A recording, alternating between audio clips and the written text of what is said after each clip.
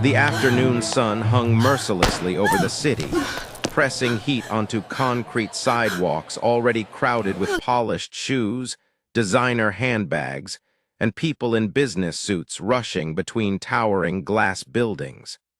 Conversations buzzed, car horns blared, and the rhythm of city life continued in its relentless stride.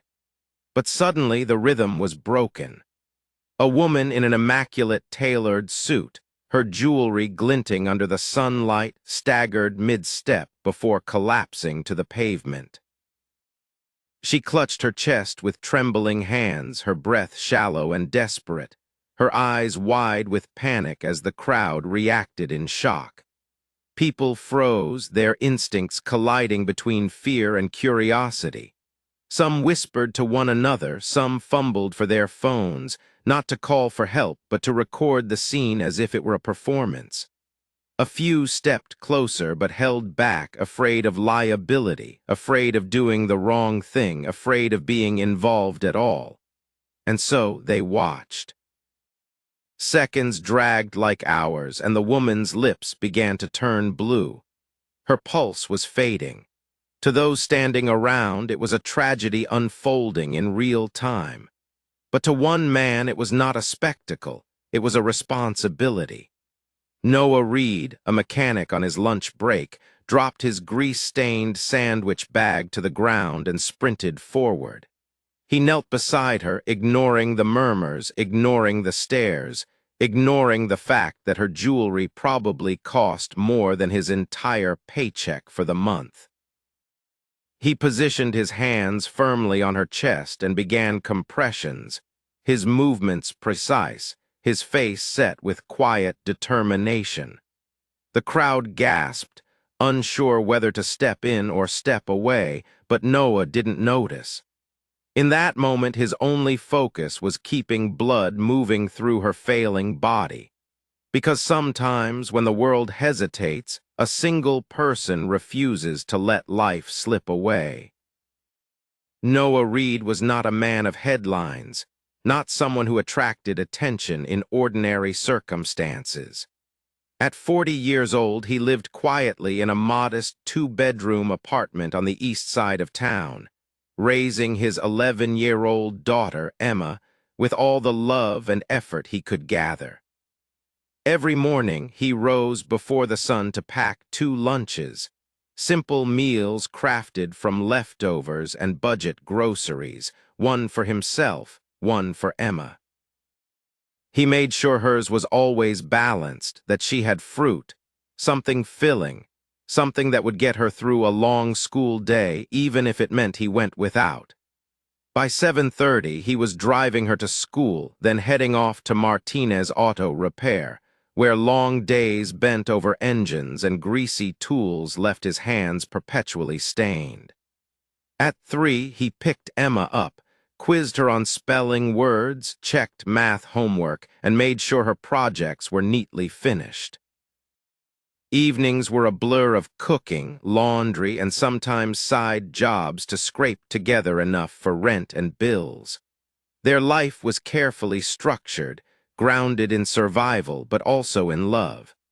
Emma was thriving, her grades strong, her smile genuine, and Noah wore his exhaustion like a badge of honor. Few people knew his secret, the part of him buried deep beneath the smell of motor oil and exhaust. Once, Noah had dreamed of being a doctor. He had been a bright pre-med student, eager, disciplined, excelling in his courses. But then life had stripped it away. When his wife, Sarah, died suddenly during what was supposed to be a routine surgery, Noah's entire world collapsed. He was left with a toddler, a broken heart, and bills that didn't stop.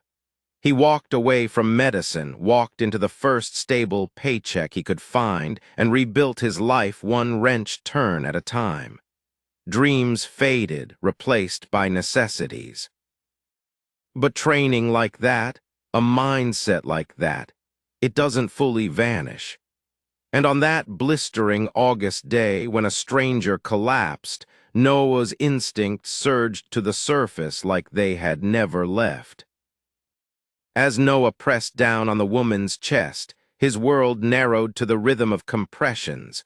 Push, release, push, release. His forearms strained, his shoulders burned, but he didn't falter. The woman's skin was gray, her breathing ragged and almost non-existent. He leaned close, counting under his breath, blocking out the chatter of the crowd. Around him, dozens of eyes stared, some in horror, some with phones still pointed toward the scene, capturing every detail for social media. Noah ignored it all. He remembered his training, brief though it had been, and trusted it completely. 30 compressions, tilt her head, check her airway, begin again. The crowd collectively held its breath as seconds stretched unbearably. Sweat dripped from Noah's forehead onto his hands, but his movements stayed sharp, consistent, relentless. And then it happened. A violent cough erupted from her chest, her body jolted, and a thin trail of blood appeared at the corner of her lips. Gasps shot through the crowd. Her chest began to rise on its own, shallow but steady. She was breathing again. Noah didn't smile, didn't celebrate. He stayed focused, checking her pulse, making sure oxygen was moving, staying calm until sirens pierced the air. Paramedics rushed in, pushing through the circle of bystanders, but before they could reach her, one of them glanced at Noah and gave a small nod. The kind of silent acknowledgement that professionals give to those who have just done something extraordinary. And then, just as quickly as it began, Noah stepped back, wiped his trembling hands on his jacket, and faded from attention. He didn't wait for thanks. He didn't wait for recognition. He simply picked up his bag and walked away. What Noah didn't know was that the woman whose life he had just saved was Victoria Langston, a billionaire, a tycoon, one of the most powerful businesswomen in the country. And Victoria Langston was not a woman who let anything, especially life itself, go unacknowledged. Victoria Langston woke up hours later in a sterile hospital room, wires and monitors surrounding her, the faint beeping of machines marking the rhythm of survival. She was no ordinary patient. Her name commanded influence, her fortune spanned industries, and her presence was typically one of control and power. But in that moment, she was fragile, shaken, and overwhelmingly aware of how close she had come to death. Her first words weren't about her condition, her business, or her future empire. They were about him. "Who was the man who helped me?" she asked her cardiologist. Doctors explained what had happened, praising the mechanic who had administered CPR with flawless technique, saving her life before medical help could arrive. His name, they told her, was Noah Reed. And in that instant, Victoria's sharp mind locked onto it. She wasn't a woman who left questions unanswered. She called for her attorney, James Morrison, and in a voice still hoarse from oxygen tubes, instructed him to update her will immediately. The medical staff were startled. Patients usually called family, not lawyers. But Victoria Langston was different. Gratitude for her was not a fleeting emotion. It was an obligation, a debt to be paid in full. That night, while Noah sat at his kitchen table helping Emma with math homework, Victoria sat with her lawyer drafting changes that would alter the trajectory of his life. She ordered an investigation, demanded details of his circumstances, and prepared to repay him, not with a check, but with something far greater. For a woman who had spent decades valuing numbers, deals, and acquisitions, the simplicity of one man's selfless action revealed something money couldn't buy: character. At home, Noah downplayed the entire event. Emma, with the intuition of a child, noticed her father seemed quieter that evening, more thoughtful as they ate their modest dinner. She asked gently if something had happened, and Noah simply replied, "I helped someone who was sick." But later that night, as Emma slept, he found himself searching online, reviewing CPR techniques, comparing his actions with modern medical standards. For the first time in years, he let himself remember what it felt like to want to heal, to carry knowledge powerful enough to pull someone back from the brink. He had buried that part of himself under years of exhaustion and responsibility, but now it stirred awake. Meanwhile, Victoria's team worked swiftly. Within 24 hours, she had a complete profile of Noah. Single father, former pre-med student, mechanic scraping by paycheck to paycheck, a man who had sacrificed dreams to raise a child. To her, it was exactly the kind of story worth rewriting. Days later, Noah received a handwritten note on fine stationery, an invitation to Victoria's estate. Confused but curious, he accepted. Arriving at the sprawling mansion with its marble fountains and pristine gardens, Noah felt entirely out of place. But when Victoria greeted him personally, ushering him into a private study, he realized this was not about formality. It was about recognition. She looked him in the eyes and said, "You're the first person who ever saved my life without knowing who I was or what I could do for you. That's rare, and it's why I asked you here." Noah, uncomfortable under the weight of praise, simply replied, "I just did what anyone should." But Victoria knew better. She had lived long enough in a world of deals and motives to recognize when someone acted purely from instinct. Their conversation stretched for hours. Noah spoke about Emma, about his struggles, about the dream of medicine he had once abandoned. Victoria shared her empire, her regrets, her lack of family despite unimaginable success. And then, with deliberate care, she laid her proposal on the table. Not money, not charity, but opportunity. She would fund Noah's return to medical school through a private scholarship tailored to his life. Tuition, living expenses, child care for Emma, everything covered.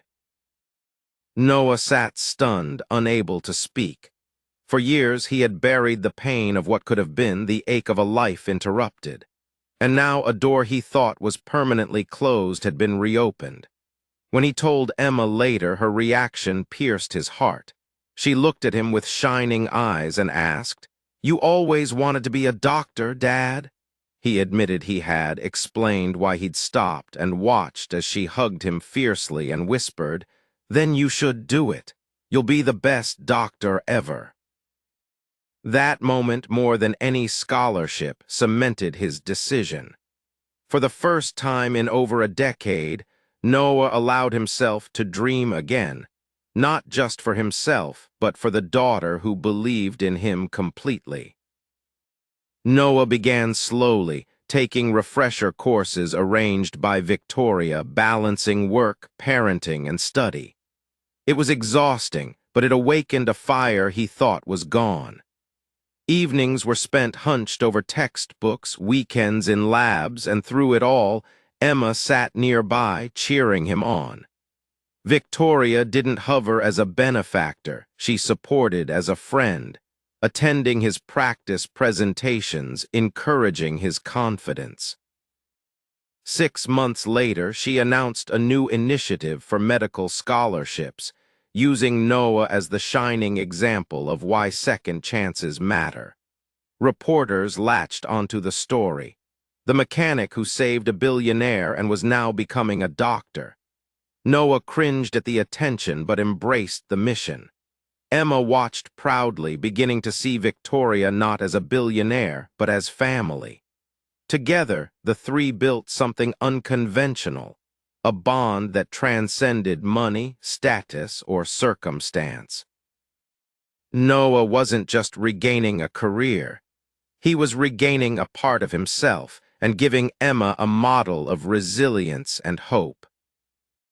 A year later, Noah stood in a classroom, teaching CPR to first-year medical students, demonstrating the same technique that had changed all of their lives.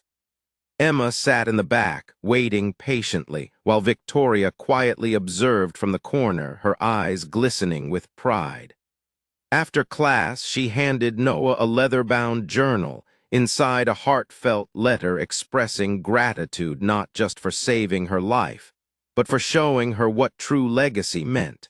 Not money, not empires, but people.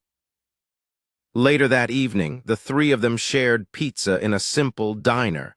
Red checkered tablecloths, garlic bread, Emma laughing as she explained her science fair project.